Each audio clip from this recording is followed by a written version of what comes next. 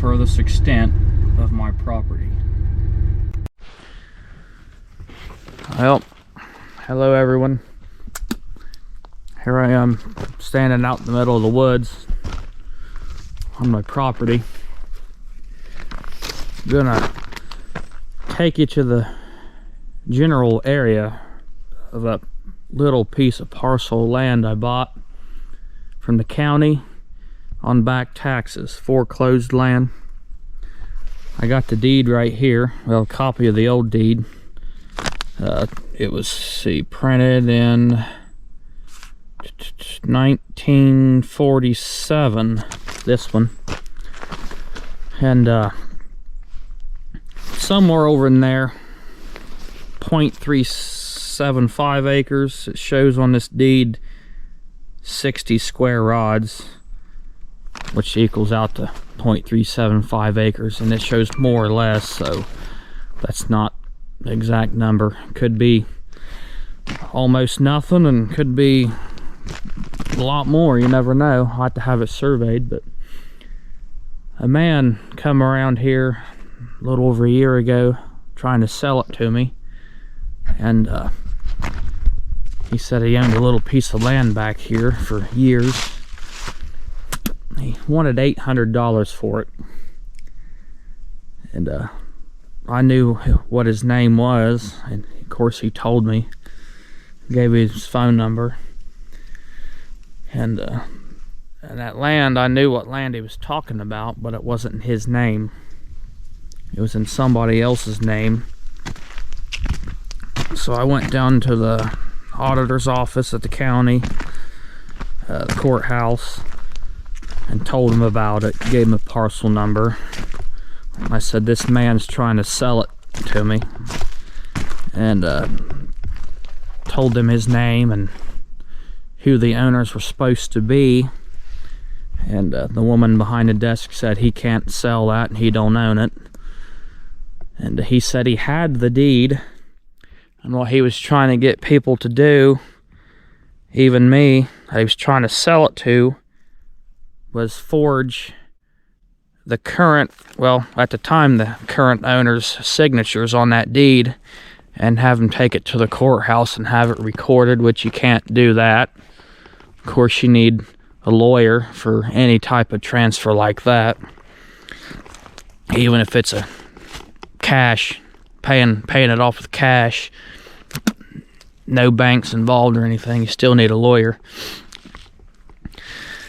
Anyway, it was way behind on back taxes, and I had them start the foreclosure process. It took up to a year, and that guy was still trying to sell that property while that was going on.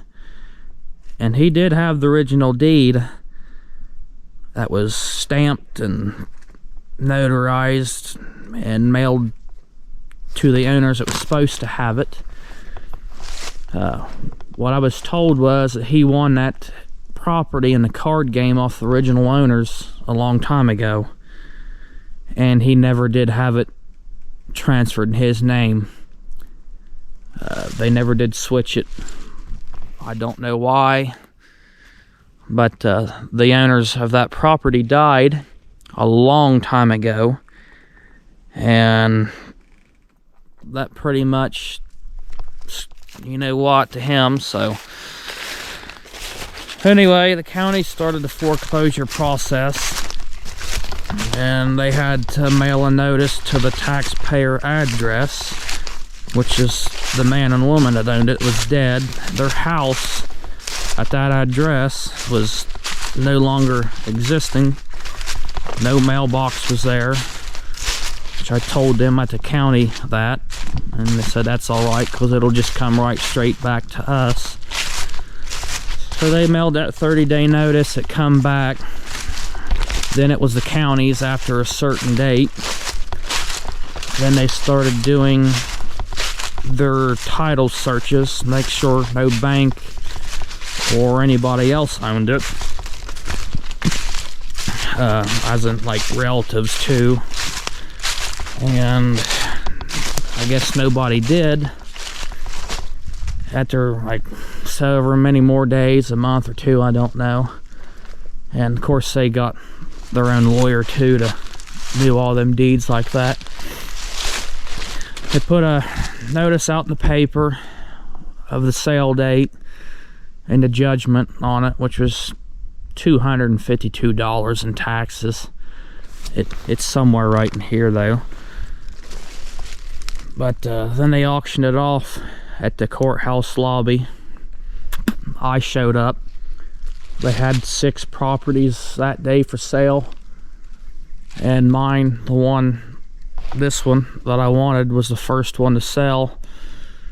With their lawyer fees, the back taxes, and whatever other fees they put on there, the minimum bid was $3,200.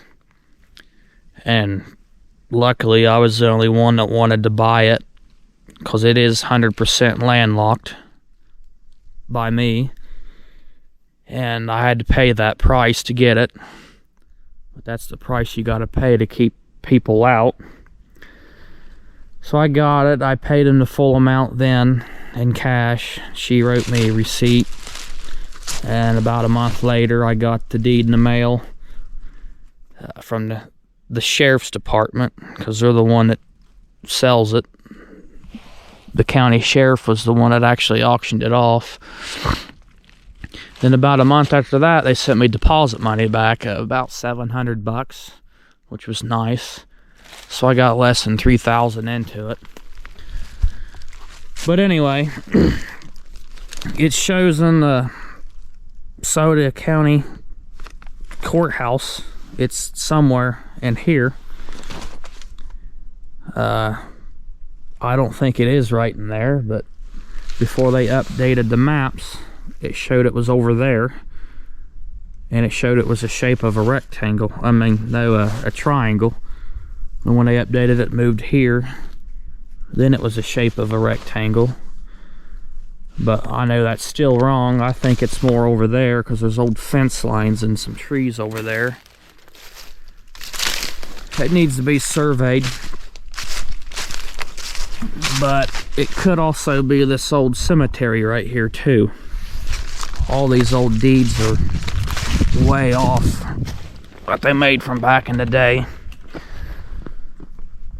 So probably, I don't know, I might pay for a survey, just curiosity. I want to know how much is there and where it's at.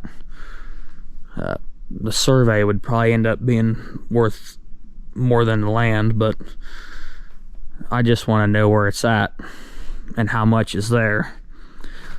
But it's an old deed. I'll read some of it off.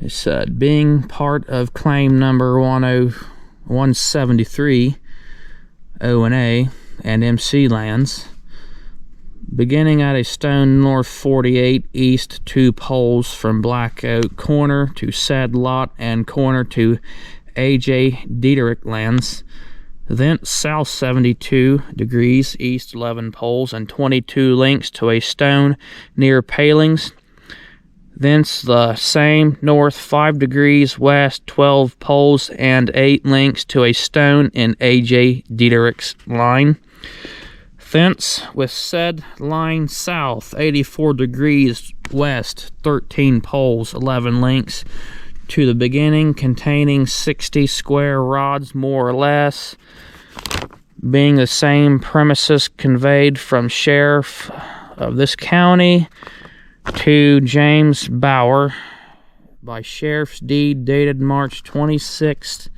1947 and recorded May 8th, 1959, and gives the volume number, record number. But all them stones and trees from back in the day that's listed in this are long gone. Of course, I converted these links and rods to feet and inches at one time. I couldn't remember what it was, but they've got a stuff online where you can convert it. But I think it's over there, right next to a field that's just right there. that's owned by two guys. It's one of them's a word I can't say on here, but it's a 137 acre farm, and I think it borders it, and it's for sale right now too. So might have to deal with a bunch of that bull crap soon, because that guy tried to sue my dad for a right-of-way through here, because that property's 100% landlocked too. So that was an argument last year, but hopefully we won't have to deal with that again. But and this is all mine right here too. The 27 acres I bought, and I got 13 and a half over there. And that's where I did most of the logging over there. I didn't do much over here. And I was over there yesterday, January 1st, cutting some old red oak and dragging it out, and today's the 2nd. But that's a little bit about the process of buying foreclosed land.